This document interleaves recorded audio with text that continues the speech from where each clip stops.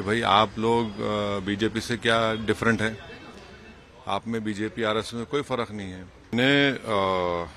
जब ये मैंने देखा कि दिल्ली के मुख्यमंत्री और उनकी सरकार ये तय की है कि हर ट्यूसडे को वो सुरेंद्रकांड किताब पढ़वाएंगे, हनुमान चालीसा पढ़वाएंगे, तो उस पर मैंने ये किया है।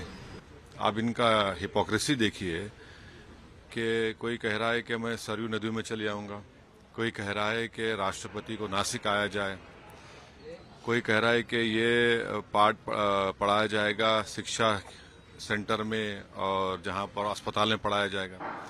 तो आप तो नरेंद्र मोदी की राह पर चल रहे हैं, जो वो कर रहे हैं आप वही करना चाह रहे हैं। तो आप में बीजेपी आरएसएस में क्या फर्क रहा है? तो मैं फिर से कह रहा हूं कि इस देश में मेजॉरिटी कम्युनिटी के वोट को कैसे हासिल किया जाए, उसका कॉम्पिटिटिव हिंदुत्व हो रहा है।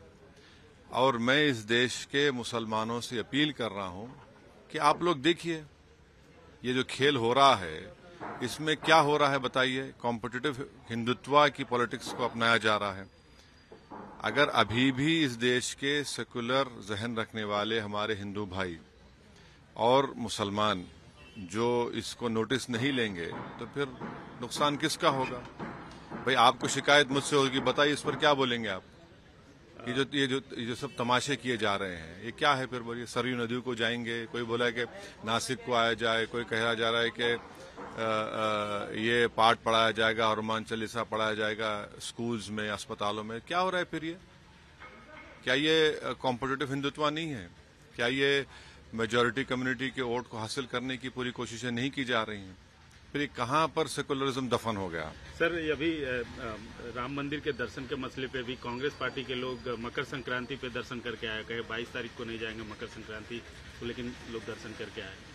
नहीं, इतना जो आप जो पॉलिटिक्स ऑफ कंफ्यूजन करना चाह रहे हैं, इससे फायदा किसको हो रहा है?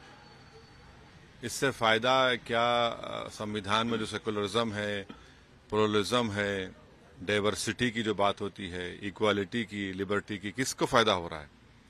आप तो वही कर रहे हैं जो मोदी चाह रहे हैं। अब बताइए फर्क क्या है फिर?